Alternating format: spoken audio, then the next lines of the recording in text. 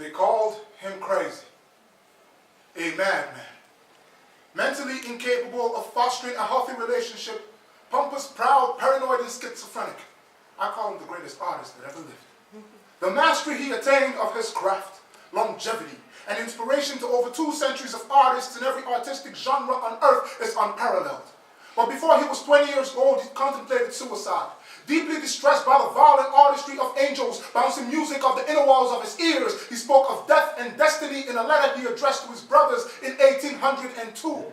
He confessed that his seemingly polarizing bipolar nature was due to his failing health and growing anger upon discovering that he was deaf. See, he was constantly tormented by the fact that the very organ, which should have played a more crucial role in his development as a composer, was actually decomposing faster than he could score the masterpieces that God was ghostwriting for him. I said God used to ghostwrite for him. Ludwig van Beethoven could undress cosmic creation with synchronic harmonies seduced by a single strain of sound. He said tones used to roar and storm about him until he finally set them down. Now I imagine this level of creativity was something like a bad acid trip from hell. The high frequency at which he received melodies caused his auditory nerve to swell, and soon he could no longer play it in public. Soon his mannerisms started to change, so they labeled him misanthropic, and his genius became estranged. He became increasingly maniacally manic, depression quickly getting in.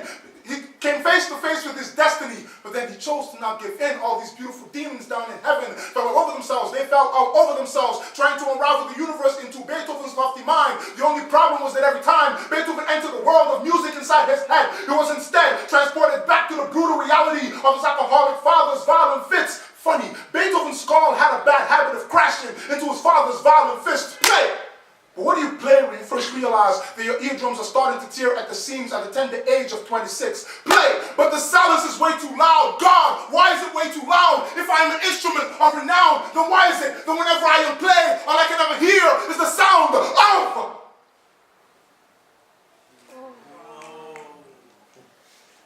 Play!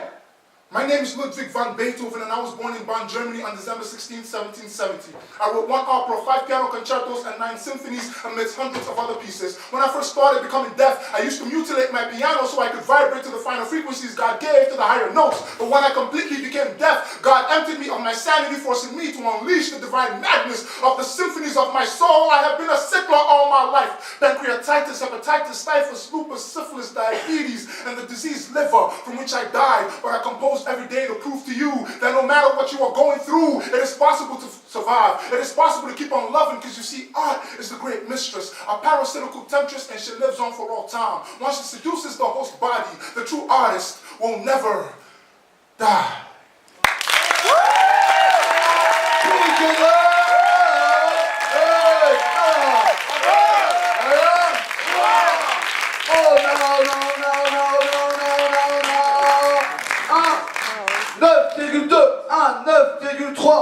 Un autre 9,3, un 9,4 et un autre 9,4.